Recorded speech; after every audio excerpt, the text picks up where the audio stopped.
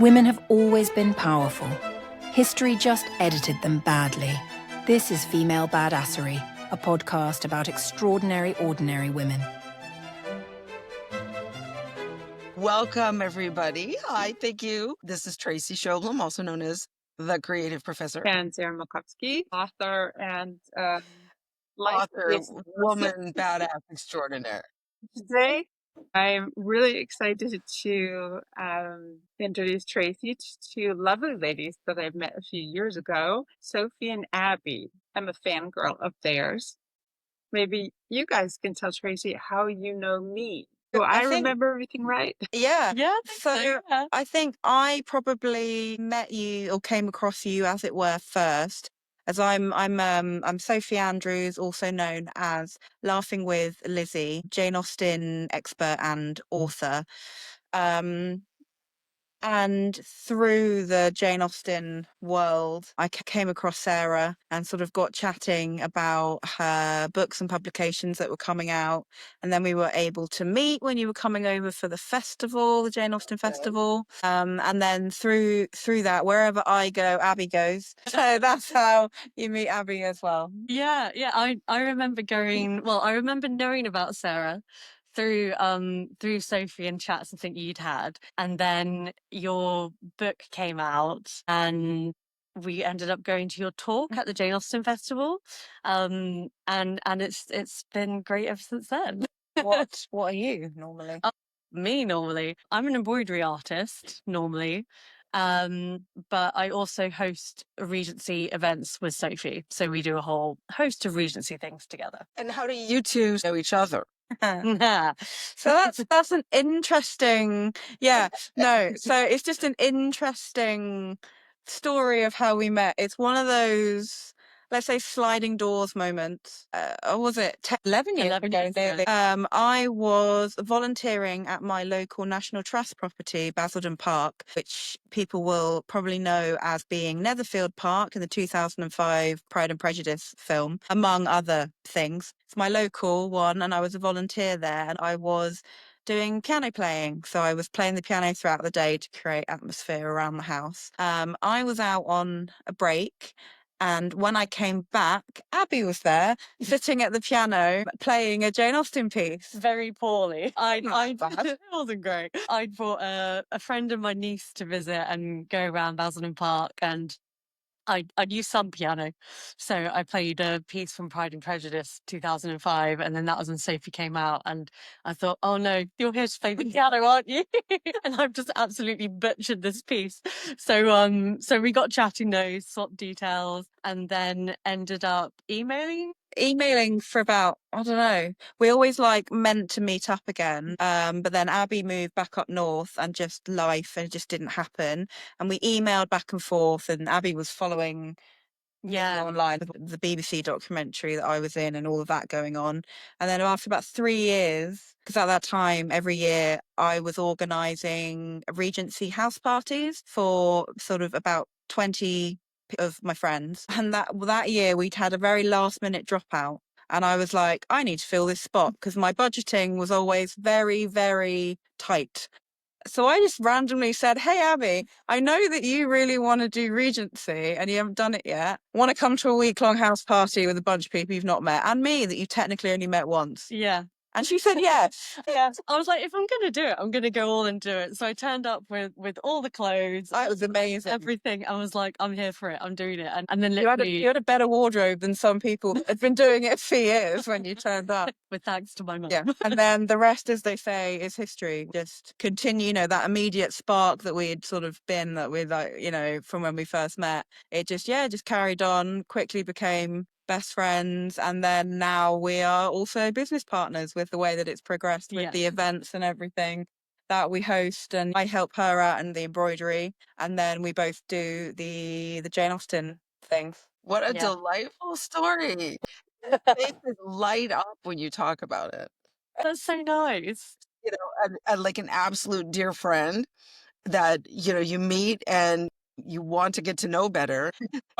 What do you think makes Sarah a badass? Because we never really talk about I know why I think she's a badass. Why do you think she's an amazing, powerful woman?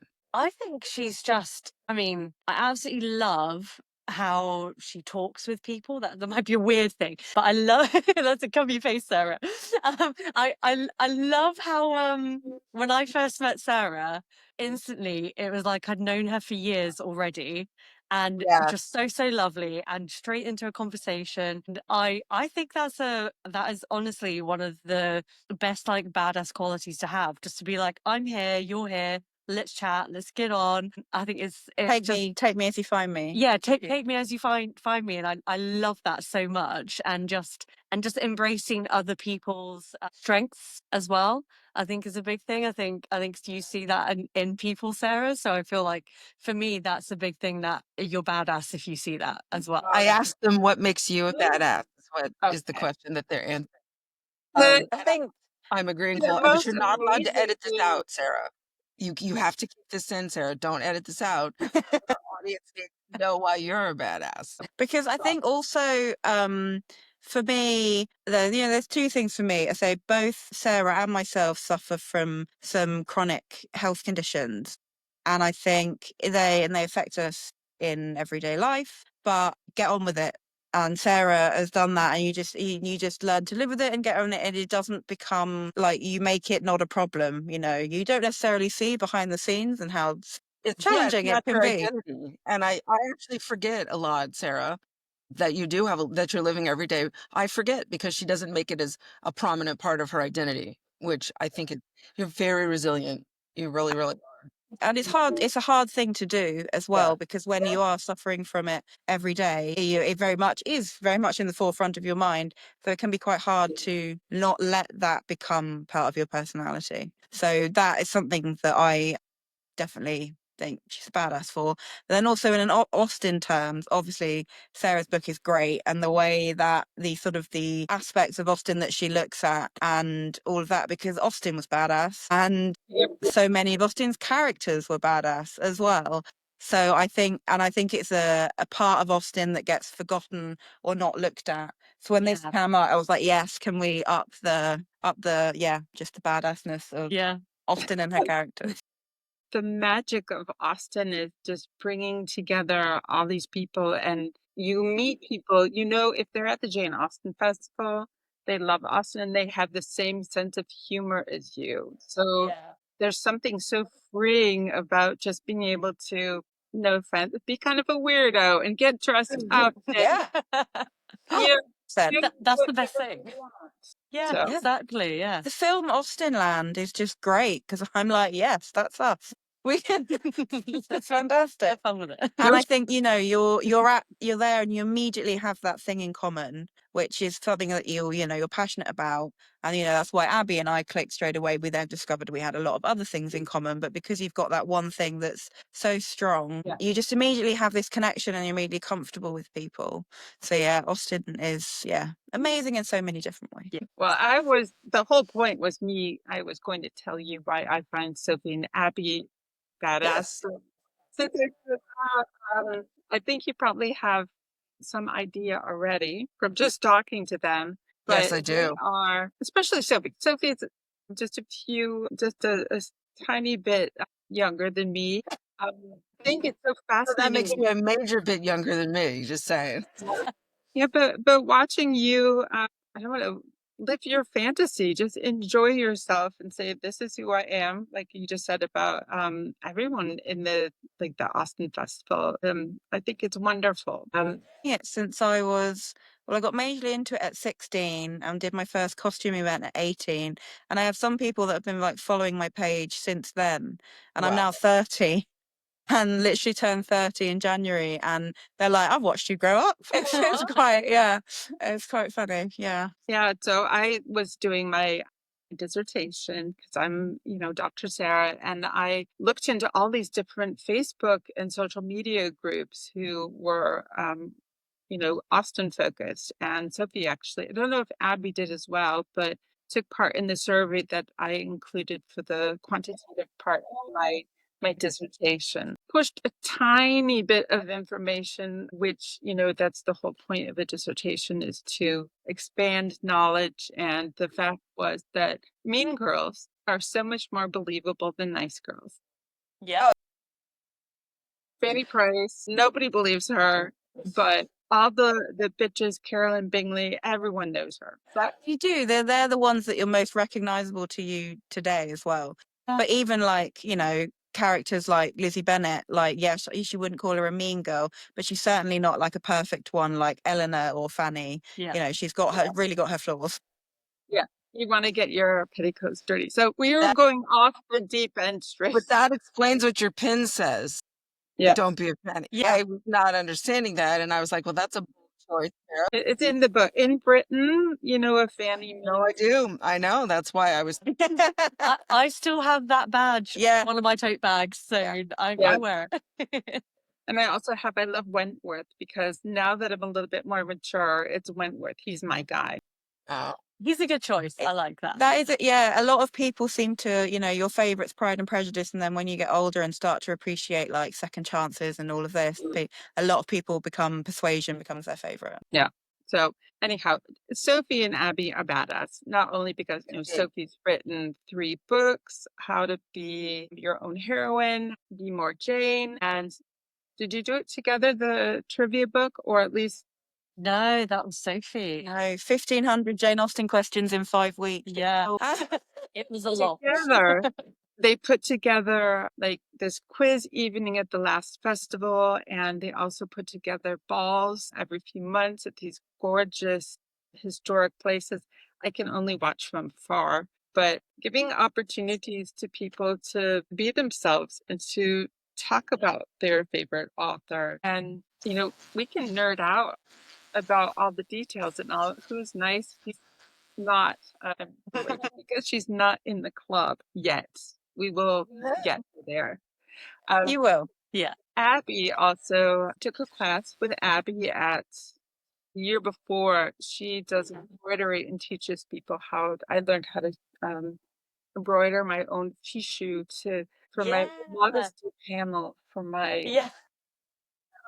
But I think, and together they run a business, Affordable Regency Wear, and they have at the festival, there's always a marketplace. So you've got recycled saris and Tiaras, gloves, we make sashes, reticules. We sort of felt like for that, all of the things that we now do together in sort of our business, I mean, we enjoy them, but that are officially business, they've all just sort of come out of, it wasn't that we went about saying we need to do something to make money or we want to do X, Y, and Z. Sort of the events, for example, they all started because for my 27th birthday, I wanted to host a ball. So to link to the famous Charlotte Lucas quote of I'm 27 years old, I have no money, no prospects, and I'm a burden to my family. I'm like, yeah, tick, tick, tick, that's me. Embraced it.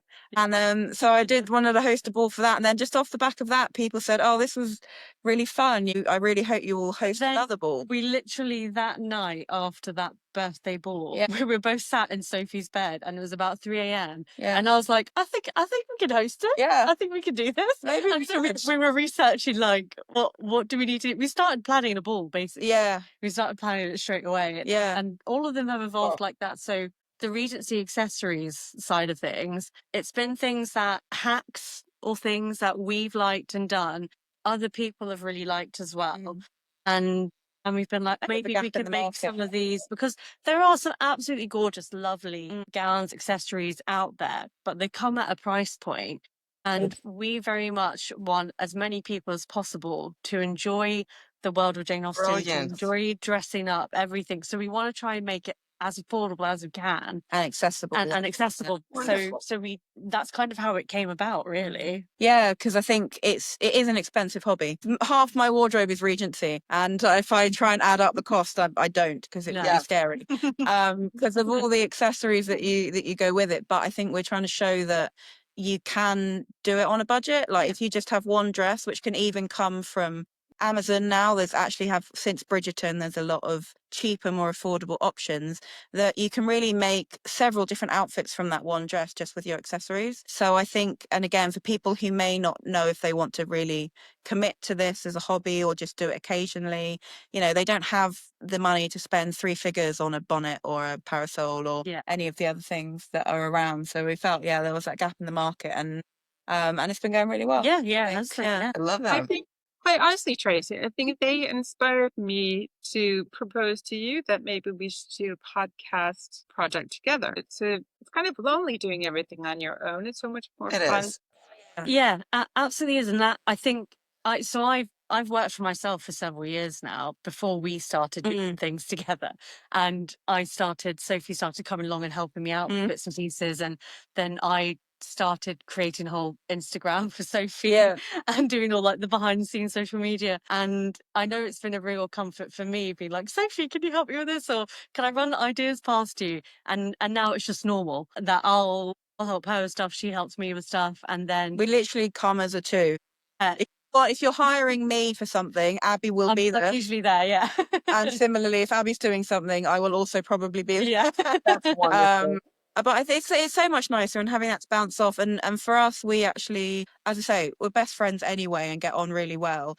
But in terms of in a business way, I'm the one that does the finance and the money. I'm a trained bookkeeper. And so I'm very good at budgeting and all of that. Yeah. And then Abbie is, I'm not that I'm not creative, but Abbie is the really very creative and inventive one when it comes to like all the decorations and interesting things that we can do. So we cover both sides between us, and it does work really well. I have to rein her in occasionally. That's so expensive. We can't afford that. Fine. So it's just an idea, and I'll go, no. Yeah. That Well, won't that work. reminds me, or brings up with, because, a lot of times people say women are too emotional to run a business or run a country. Yeah. So how do you guys handle conflict with each other?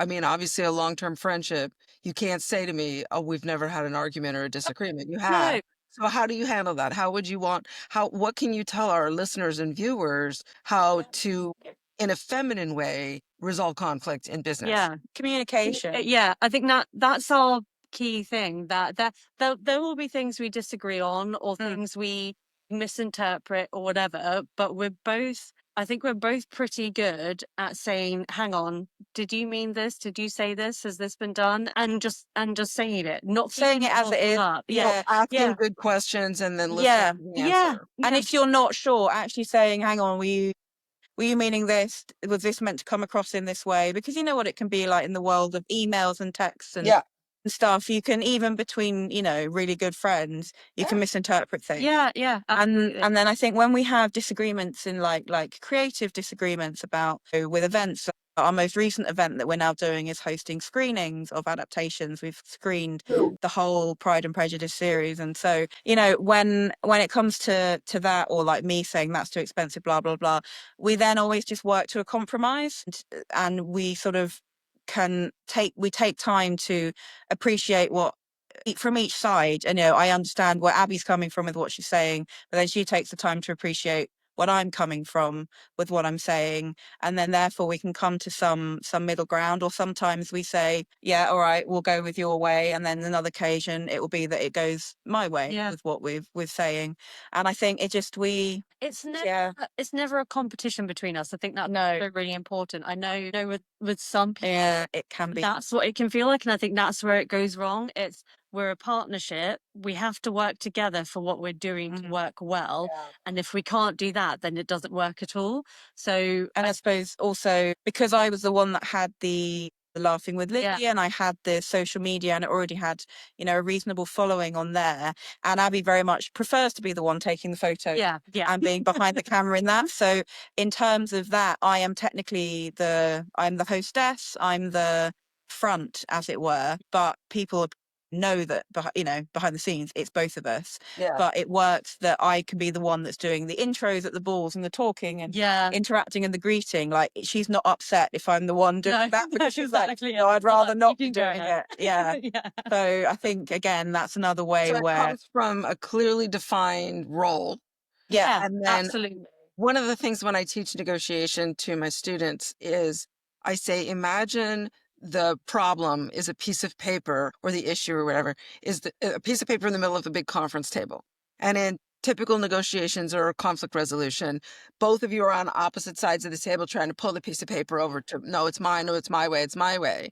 But in successful partnerships, you both come around to the same side of the table and actually look at the piece of paper and think, how are we going to solve this issue in a non-competitive way? which is fantastic. It's a Yeah, it's a that I wonderfully love that distinct and analogy. feminine Yeah. way to solve problems. Yeah, Yeah. competition can really, like, I've seen it in the Austen community and all sorts of people that were in duos in, I think, a podcast that fell apart, and I've seen all sorts with two people. I think they were too much vying for being seen as the front person, Yeah. whereas for us it's just accepted that I am technically the front Yeah. person, but I always am thanking Abbie and making, everyone knows Oh, that I'm yeah, giving yeah. equal credit to. I definitely am not taking responsibility for everything and pretending that she doesn't exist. I think it's valuing the relationship more than the business, Yeah. I think. Yes, Yeah. I think I think if Sophie turned around to me at any point and said, "You know what? This is way well." Actually, we had it recently with a ball. We decided to Yeah. reschedule. She was like, "This is going to be too much. There's another opportunity that's come up. We shouldn't do it." And in my mind, I'm thinking, "Well, we've started planning it. It's fine." But I'm like, "No, actually, that makes sense. yeah. I understand." Yeah. My reasoning for why I said, actually, I think we should just postpone that one and prioritize the other commitment, which is a personal big holiday, which is going to be fun. Yeah. Of going on together.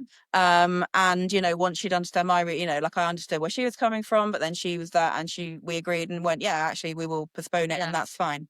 Yeah. And it's always going to be the friendship will take precedence Oh, over always. the That's so work. important. And Abbie's extremely brilliant to me in looking out for me, and she knows about all my health conditions and how I often push through and do too much, and she can recognize when it's like, you need to go and sleep, or you need to sit down, you need to do that. And so she's brilliant in that sense. She sort of can look out for me where often I end up doing it, and then I can crash and burn. So she's the one that can, she goes motherly, and it's like, no, stop. I can tell that you're going. I'll shout at her across the room, and other people must be like, "What's going on?" But I'm just like, "Sophie, you need to sit down and get a drink." And I'm like, she knows where I'm coming from, so it's fine. I do. And my mum, my actual mum, really appreciates that, because she knows that when she gets worried about with the health conditions that I have, which have been even worse over the last couple of years, that there's someone that is there looking out for that. And so, because also I need to not crash and burn, because then you have to do all the front. Managing your energy and your health is the foundation of the business. Sarah had a light bulb moment a couple of minutes ago. I did just want to recommend everyone to follow these ladies, because you guys have been doing this wonderful thing with the making space for people to come together. So not just the balls, but the events this is ladies getting together. I'm sure there may be some men. About 3. We'll change to the screenings, I think. Offering these public events in theaters to watch and knit and sew and do whatever you want while all watching Mr. Darcy in It's they've been really fun. The screening events again just came out of basically, so it was the 20th anniversary of the 2005 film, and they brought that back to cinemas. We went to see it. Last year. Which was the first time that I had seen it on the big screen, because I was only 9 when it came out. And so I wasn't even born when the series came out. Yeah, let's not talk about it. no. I was just, you were. And we were like, because that's Abbie's favourite, whereas for me, the series is my favourite. And I was like, I just love to watch this on the big screen. It's the 30th anniversary of the series. Why is nothing happening with that in the same way that they have done with the film? And, and then we just sort of sat there and went, well, why don't we do it? No one else is doing it, so why don't we try and put it on? Yes, it wasn't going to be just that. No, screening. we can't do that. Wanted it to be a real connection with everyone. We wanted everyone to be able to be together in the room, and it not. We call them relaxed screenings because we didn't want it to just be a dark room and we're all sat in there watching it together. Because it sounds like you could have done that at home. We wanted it to be a relaxed screening so people could chat a little bit if they wanted to. They could bring their crafts. Everyone has a lunch and drinks and popcorn, and really enjoy it together. And it was honestly one of the most lovely events we've done, I think. the atmosphere, like you're in a room of 90 people, everyone there because they are obsessed by the series. Yeah. Just everyone laughing and like sighing and wooing and all sorts along with it. Because you've all seen the series loads of times, but it's still great to watch it on the big screen and just to be among a whole group of people that are loving it in the same way. And the crafting side went really well. About 85% of the audience, I think, were crafting Yeah, it was lovely. alongside it, which was lovely. I do have another idea. You know how I feel about the Dakota Johnson. Yeah. You could have an interactive one where you could like throw things at, I would, That would be it.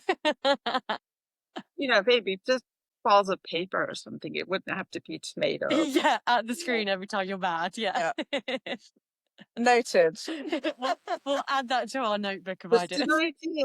I think a lot of people would be interested. Yeah, yeah. Well, our next one that we're touring the Pride and Prejudice because various cinemas have reached out to say, can you come and do it at ours? Our next one that we're doing, new adaptation, is the BBC Emma production, which will be fun to screen as well. And we've just been working out literally last night about 2 o'clock in the morning, working out most of our business meetings happen like on my bed at like 2, 3. Yeah. So an awesome ideas spark. And often when we're like, also we might be decompressing from hosting an event, like a ball or something, so we can't go to sleep yet, and then we just end up planning future event.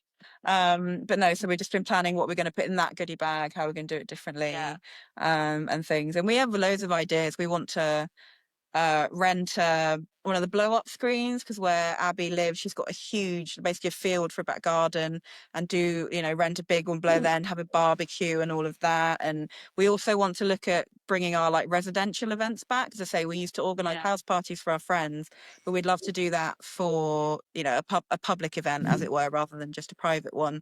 So there's just not enough time. No, never enough time. We've got too Are many you ideas. still going to your day job, Sophie? Do you This has still? become the day job.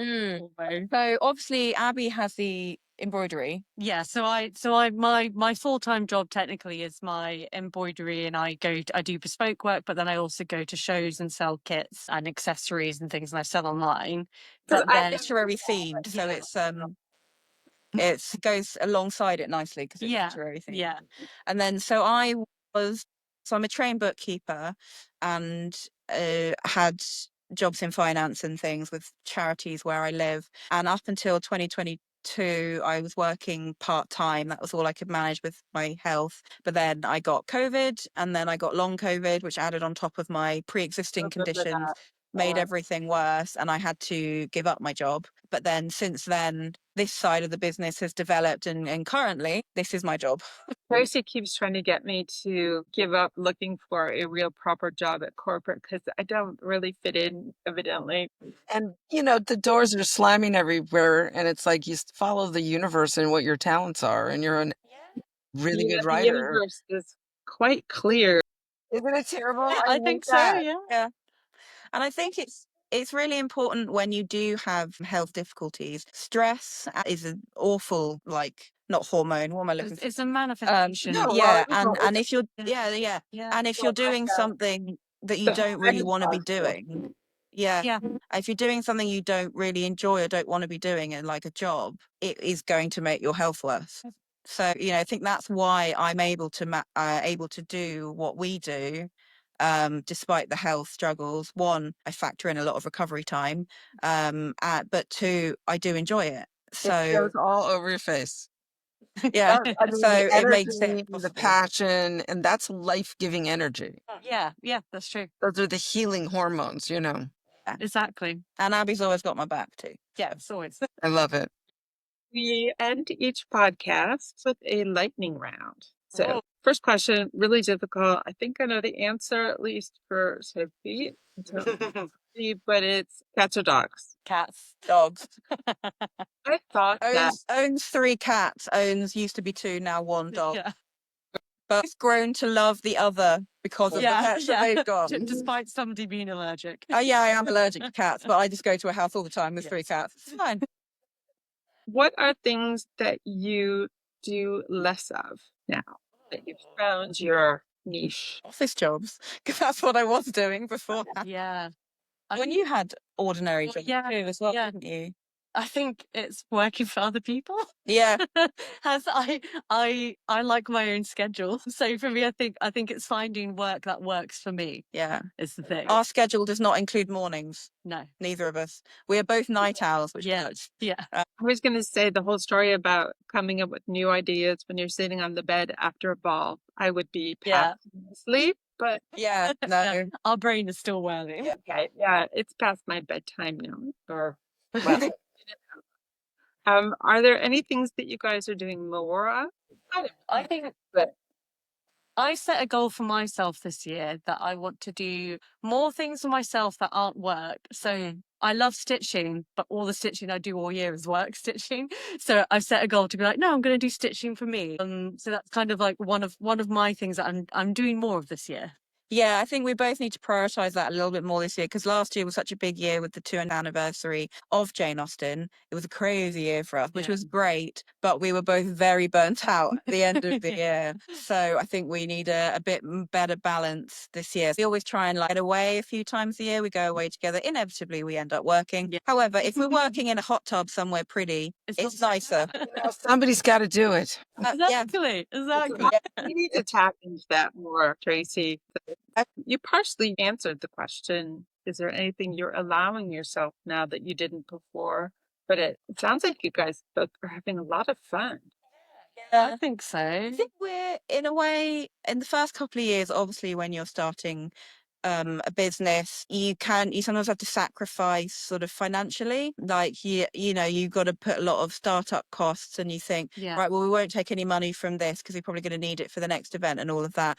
Whereas I think we've sort of after, you know, done it for a few years now, it's got to the point where we're sort of being a bit better about, I suppose it would be like paying a salary, and just making sure that we are Being fair to ourselves, but then also not also taking a break after something big, like a big event, and having a break. So like we had a whole spa day the other day.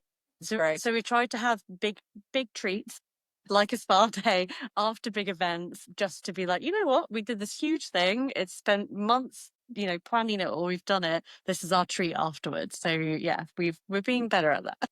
Yeah. The last question, I don't know if you'll be able to answer. A bit American, Amerocentric. And it's also their age too. Sophie might be, yeah. Anyway, are you a Rose, a Blanche, a Dorothy, or a Sophia? Okay, yeah. I know what this is. You know what that is? I know what it is. Well, is that Golden Girl? Yeah. Yes, it's the television show, The there we Golden go. Girl. Okay, I don't know anything about it, so I will say Sophia because that's my name. And I was going to say Rose because that's my last name. I don't know the characters very, No. but we'll go by our namesake. You know what? I think they might actually work Yeah. I do. I literally don't know it at all. because think Rose is Character of Sophia is inspired so many Sophies of your generation because probably. Oh. I know so So many. It's a beautiful name. Rose in the show is this sweet ingenue. She's positive and happy and always looks at the sunny side of things. And Sophia, she's kind of more sarcastic and wisecracking, logical, and practical. And it's just totally perfect, the one you Yeah. picked. That's right there. And now we got it spot on then. I mean, I've known you approximately 45 minutes and I can already see it. So We love that. Is there, of course, I have all your information, at least for Sophie's books and Laughing with Lizzie. Is there anything else I should know about, of course, Abigail Rose Creative to share with the show notes so people can find you and get inspired and lead I a think those are the main things. So like Lizzie and Rose, the accessories, that just falls under Laughing with Lizzie. Yeah. wonderful. Well, thank you so much, ladies. It's been an absolute joy meeting you. I look forward to staying in touch with you. And we'll have all the contact information so that our viewers can find you. And who knows, maybe we will all meet there in Jane Austen land and get a chance to dress up. Yeah, well, if you do like both end up in England at the same time, let us know. Yeah. Oh, absolutely. It might even just be like an actual destination and not just so we happen to be there. We Yeah. had one night together in We did. It was lovely. Yeah, Tracy Yeah. was saying. So, Yeah. yeah, no, we'll always All right, my dears. travel Thank you around. so very much. And Thank you. for the viewers, for the rest of you, come back next week and see who else we have. It's very exciting on Female Badassery.